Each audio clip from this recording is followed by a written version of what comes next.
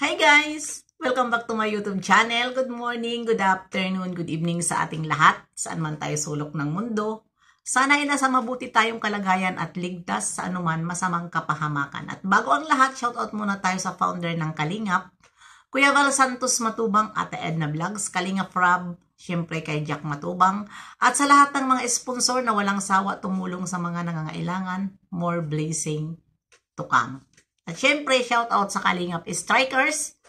Andyan si Ermagalo Mix Vlog, Pexi Lixi, Maria Ligaspi Vlog, Hayats Mix Vlog, Selena Barbosa, Cell TV PH, at syempre si Banat Bagsik. At ayan, shoutout kay Atod. Mega love shoutout sa iyo, Atod. Tita Lydia. Syempre, si Charma, Tintin, mega love shoutout, and Twenbel. Mega love shoutout sa inyong lahat. At syempre si Sis Melba Born. Mega love shoutout. Ayan ano ngayon ang ating thumbnail. Bago po natin panoorin, thumbnail po yan. Nandyan si Bibi Biansi at nandyan si Kalingap Ido. Ito ay hindi ito reaction na doon sa upload ni Kalingap Rob kasi wala pang 24 hours. Pakinggan nyo yung thumbnail na yan ay doon yan sa mall. Panoorin muna natin ang pag-delete nila after ng elegansya. Kaya, ayan, tingnan nyo ha.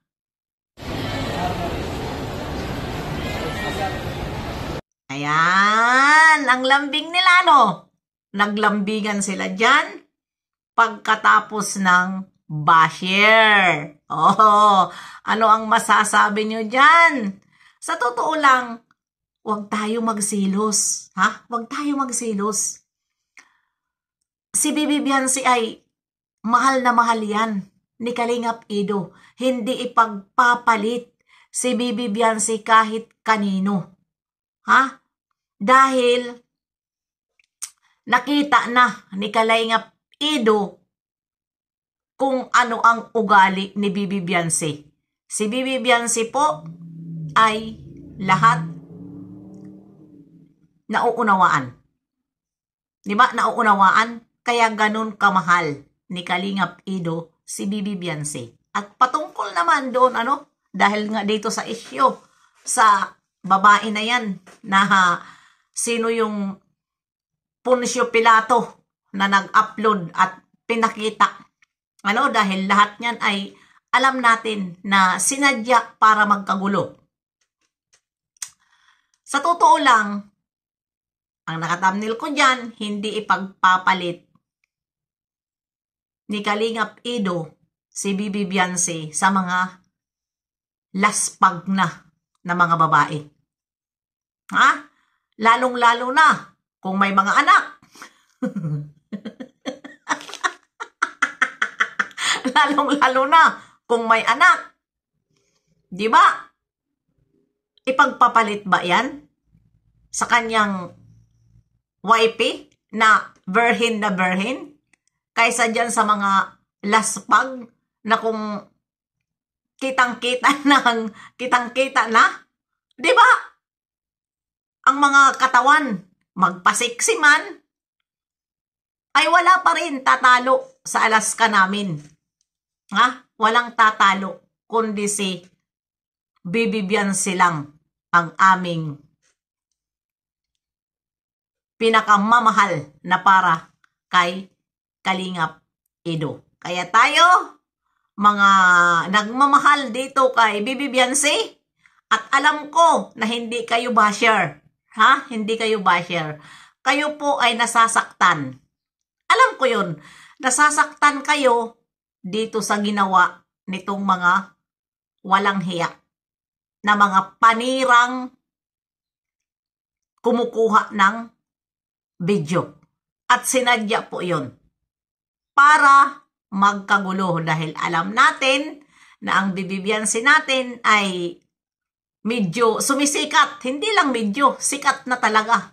Makuha ba naman ambasador kung talagang ito si Bibi Biancy ay hindi maganda tingnan, 'di ba? Kaya yon, nagsilabasan ang may gusto kay Kalingap Edo at gumawa sila ng dahilan kung paano masira itong dalawa.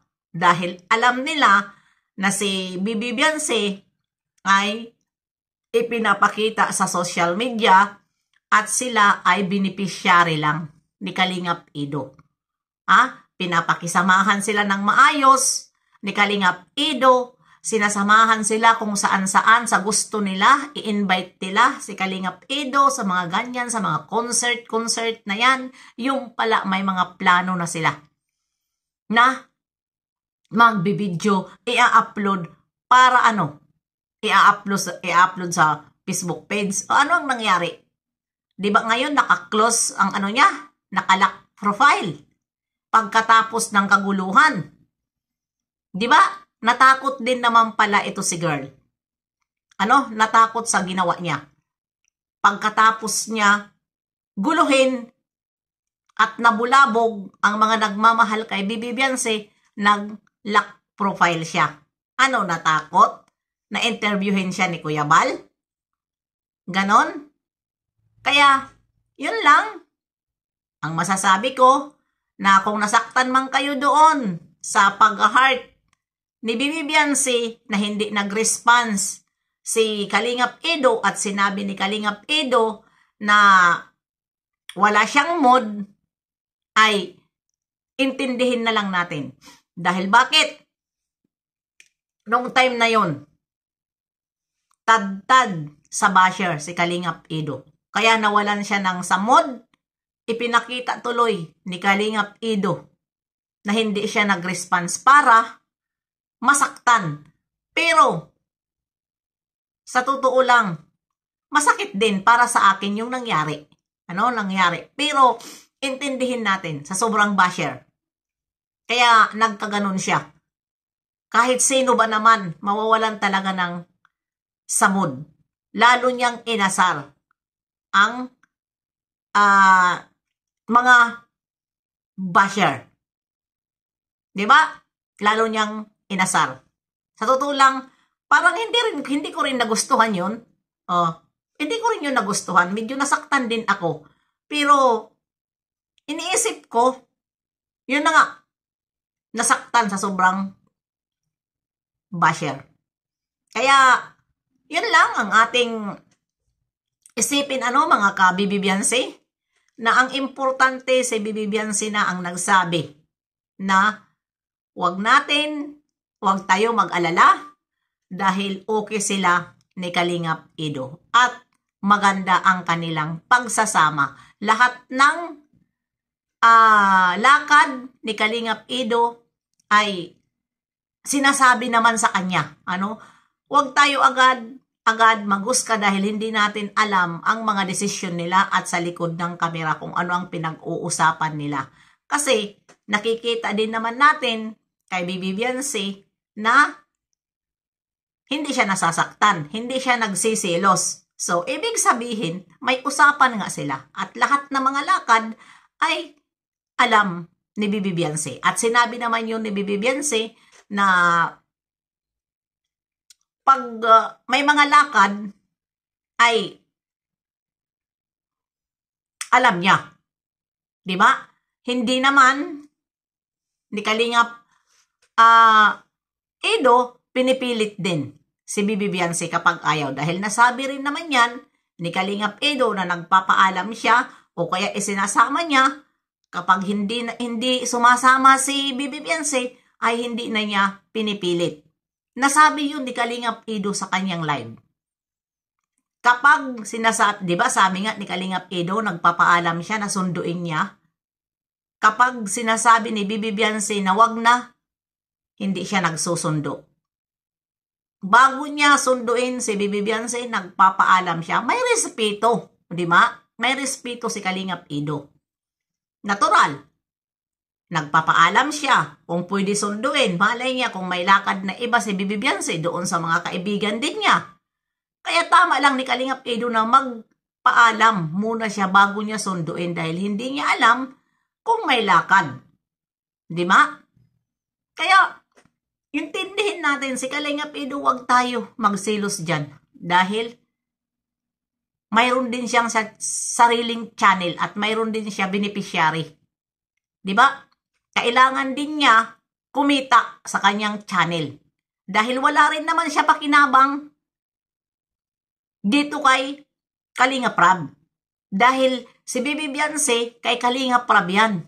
Si Edu may sariling channel. Hindi naman nawala siyang pakinabang dahil may pakinabang naman din siya dahil si Kalingap Rab ay sikat.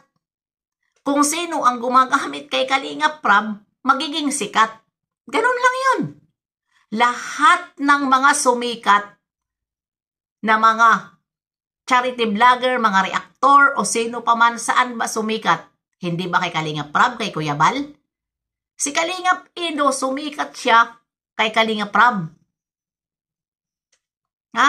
Sumikat si Kalingap Edu kay Kalingap Rab. Diba? Sikat na nga siya, partner pa, sikat na, Di naging sikat.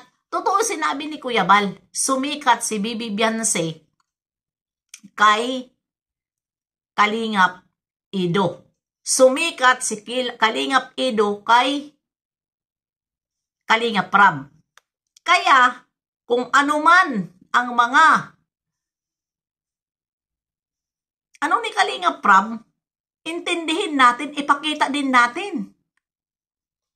Ipakita din natin, mag-effort din tayo sa channel ni Kalingap Rab. Huwag natin ipahiya. Yun lang yun. Kaya, gets nyo na kung ano ang ibig sabihin ko. Bye-bye! See you next live and upload. God bless sa ating lahat.